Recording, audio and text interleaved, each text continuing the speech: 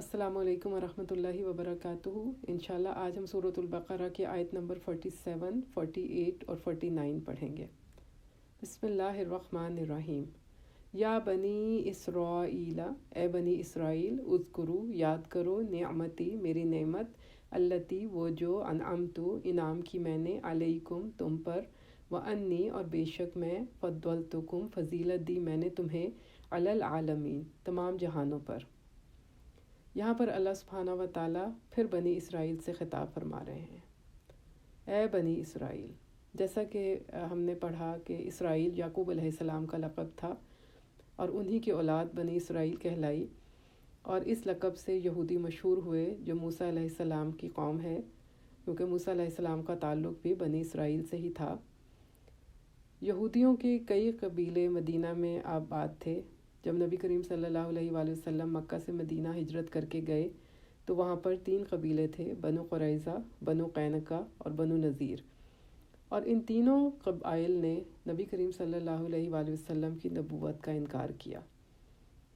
یہاں پر قرآن انہیں یاد کروا رہا ہے کہ جو احسانات اور انعامات میں نے تم پر کیے تھے، اب ان کو یاد کرو۔ اب غور کرنے کی بات یہ ہے کہ یہ انعامات نبی صلی اللہ علیہ وآلہ وسلم کے زمانے میں مدینہ کے رہنے والی بنی اسرائیل پر نہیں ہوئے تھے، بلکہ ان کے آباء و اجداد پر ہوئے تھے۔ یہاں سے یہ پتہ چلتا ہے کہ ان آباء و اجداد کو جو عزت اور سربلندی ملی، وہ عزت آئندہ ان کے بچوں کے حصے میں بھی آئی۔ اس حیثیت سے اللہ سبحانہ و تعالیٰ انہیں یاد کرا رہے ہیں کہ ذرا اپنی تاریخ یاد کرو کہ کس طرح رب العالمین نے تم پر انعامات کیے، اور اس وقت کو یاد کرو جب تمہیں تمام جہان والوں پر فضیلت دی۔ اور کیا فضیلت دی کہ سب انبیاء کرام، زیادہ تر انبیاء کرام بنی اسرائیل میں ہی آئے، اور کتابیں بھی انہی پر اتریں، جس کی وجہ سے بنی اسرائیل کو ایک خاص مقام حاصل تھا۔ لوگ ان کی عزت کرتے تھے، ان کو نبیوں کی اولاد سمجھتے تھے، اور اس وجہ سے ان کے اندر نافرمانی آ گئی تھی، کبر اور تکبر آ گیا تھا۔ اور ہمیں اس بات کو سمجھنا چاہیے کہ اللہ تعالیٰ جب کسی کو نعمت دیتا ہے تو انسان کو چاہیے کہ اس کے اندر شکر آئے، اور جب شکر آتا ہے تو اطاعت کو دل کرتا ہے، اللہ تعالیٰ کی عبادت کو دل چاہتا ہے۔ اور بنی اسرائیل چونکہ ناشکری کی وجہ سے اللہ کی نافرمانی کے کام کرنے لگ گئے تھے، تو اللہ تعالیٰ نے ان سے ان کی جو اللہ تعالیٰ نے ان کو اعزاز دیا تھا وہ ان سے چھین لیا۔ بعد میں یہ عزت اللہ تعالیٰ نے امت محمدیہ کو دے دی، اور خیر امت ان کا اعزاز جو ہے وہ امت محمدیہ کو مل گیا۔ اور قرآن میں بار بار اس بات کا تذکرہ ہے کہ موسیٰ علیہ السلام کے زمانے میں اور اس کے بعد کے ادوار میں اللہ تعالیٰ نے قوم بنی اسرائیل کو بہت عزت دی تھی، لیکن اب ظاہر ہے کہ جب انہوں نے اپنی اللہ کی نافرمانی کی تو اللہ تعالیٰ نے یہ بنی اسرائیل سے اعزاز لے کر مسلمانوں کو دے دیا۔ اور ہمیں اس بات سے یہ پتہ چلا کہ اگر اللہ تعالیٰ کے نافرمانی کی جائے تو اللہ کے انعامات کسی خاص نسل کے ساتھ وابستہ نہیں ہیں، بلکہ یہ ایمان اور عمل کی بنیاد پر ہیں۔ اور اگر انسان ایمان یا نیک اعمال نہ کرے تو یہ انعامات، یہ بلیسنگز اس سے چھین لی جاتی ہیں۔ تو آج ہمیں بھی اس بات کا خیال رکھنا ہے کہ آج اللہ تعالیٰ نے ہمیں عزت دی ہے، آج اللہ تعالیٰ نے ہمیں بہترین امت بنایا ہے، تو ہم ان انعامات کو یاد رکھیں۔ پھر اگلی آیت میں اللہ تعالیٰ فرما رہے ہیں، واتقوا، اور ڈرو، یومن، اس دن سے، لا تجزی، نہ کام آئے گی، نفسن، کوئی نفس، عن نفسن، کسی نفس کے، شیئن، کچھ بھی، ولا یقبل، اور نہ قبول کی جائے گی، منہا، اس سے، شفاعتن، کوئی سفارش، ولا، اور نہ، یؤخذ، لیا جائے گا، منہا، اس سے، عدل، کوئی بدلہ، ولا، اور نہ، ہم، وہ، ینصرون، وہ مدد کیے جائیں گے۔ نصرہ، نصرت کہتے ہیں کسی کی تکلیف دور کرنے کے لیے اس کا ساتھ دینا۔ اب اس آیت میں اللہ سبحانہ و تعالیٰ فرما رہے ہیں کہ اس دن سے ڈرتے رہو جب کوئی کسی کو نفع نہ دے سکے گا اور نہ ہی کسی کی سفارش قبول ہوگی اور نہ کوئی بدلہ اس کے عوض لیا جائے گا اور نہ وہ مدد کیے جائیں گے۔ بنی اسرائیل کو کہا جا رہا ہے کہ رسول اللہ صلی اللہ علیہ وآلہ وسلم پر ایمان لے آؤ اور اپنی نجات کا راستہ پالو اس سے پہلے کہ قیامت کا دن آ جائے، اور وہ بہت مشکل وقت ہوگا۔ کوئی انسان کسی کے کام نہ آئے گا۔ دنیا میں جب انسان کسی مصیبت میں پھنستا ہے تو اس کے نکلنے کے کئی راستے ہیں، مثلاً یا تو کوئی اس کے لیے سفارش کر دیتا ہے، یا پھر فدیہ یا تاوان دے کر چھڑوا لیتا ہے، یا کوئی اس کی مدد کر کے آگے بڑھ آتا ہے، اس کی مدد کرتا ہے۔ لیکن قیامت والے دن نہ کوئی شخص کسی کو نفع دے گا، نہ سفارش قبول کی جائے گی، نہ فدیہ لیا جائے گا اور نہ ہی مدد کی جائے گی۔ نجات کا صرف یہی راستہ ہے کہ دنیا میں ایمان لائیں اور نیک اعمال کریں۔ اس دن صرف عمل کام آئے گا۔ اور بنی اسرائیل کو یہ غلط فہمی تھی کہ چونکہ وہ نبیوں کی اولاد ہیں تو ان کو عذاب نہیں ہوگا، یا یہ کہ اگر عذاب ہوگا تو بھی کچھ دن بعد وہ اس سے چھوٹ جائیں گے۔ تو یہاں پر ان کے غلط عقیدے کا جواب دیا گیا ہے کہ اللہ تعالیٰ کے پاس کوئی اس دن قیامت والے دن کوئی شخص کسی دوسرے شخص کا بوجھ اٹھانے کو تیار نہیں ہوگا، اور محض نبیوں کی اولاد ہونے کی وجہ سے تم اپنے کرتوتوں سے بچ نہیں پاؤ گے، بنی اسرائیل کو کہا جا رہا ہے۔ اور اللہ کے انصاف کا دن اتنا سخت ہوگا کہ وہاں اور کوئی چیز کام نہیں آئے گی۔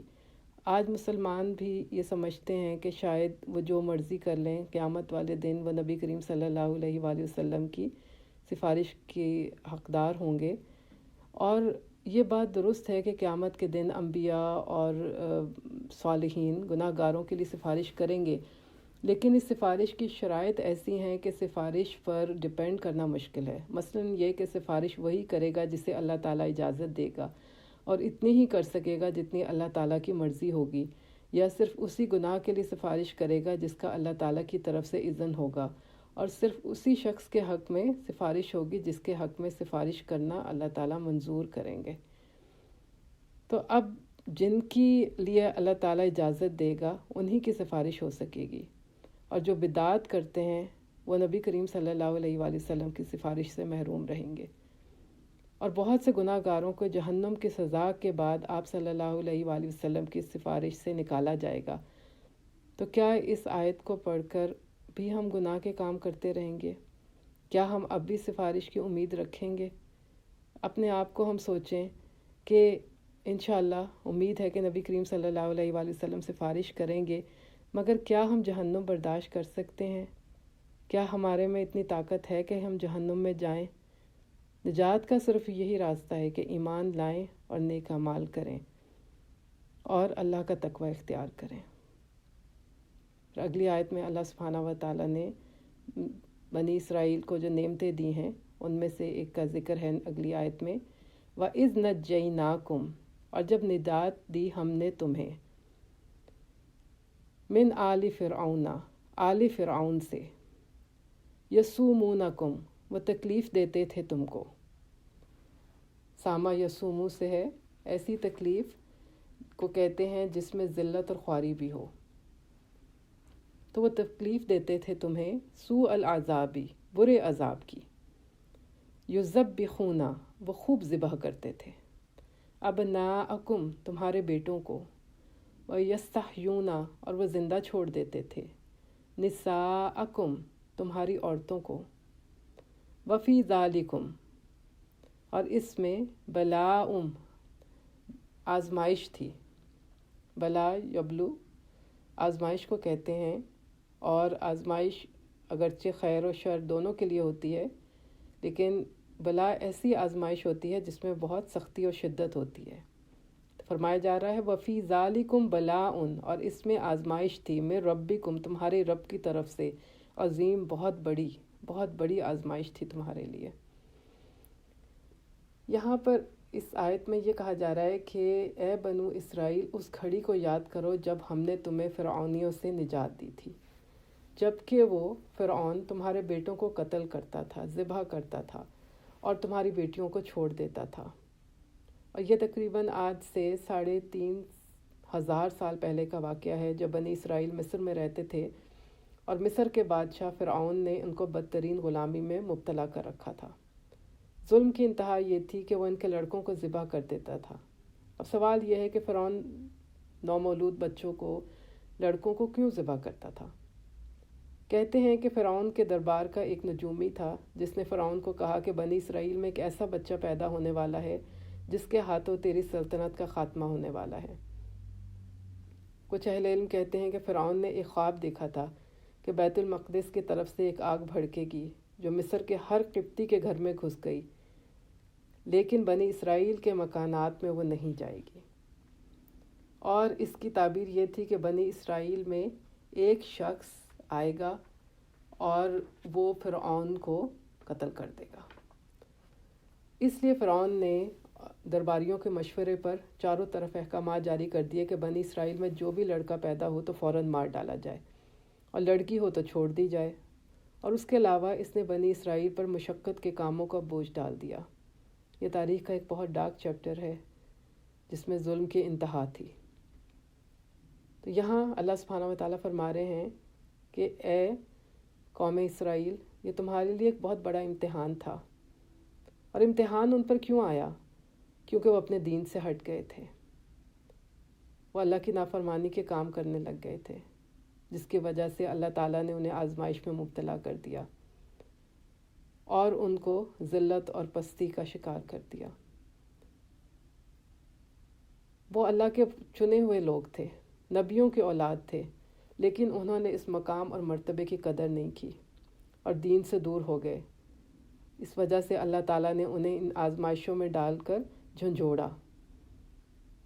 اس آیت میں اللہ تعالیٰ فرما رہے ہیں کہ وہ وقت یاد کرو جب ہم نے تمہیں آل فرعون سے نجات دی تھی اور وہ تمہیں تکلیف دیتے تھے، تمہارے بیٹوں کو مارتے تھے، تمہاری بیٹیوں کو لونڈیاں بنا لیتے تھے، اور اس میں تمہارے لیے بہت آزمائش تھی تمہارے رب کی طرف سے۔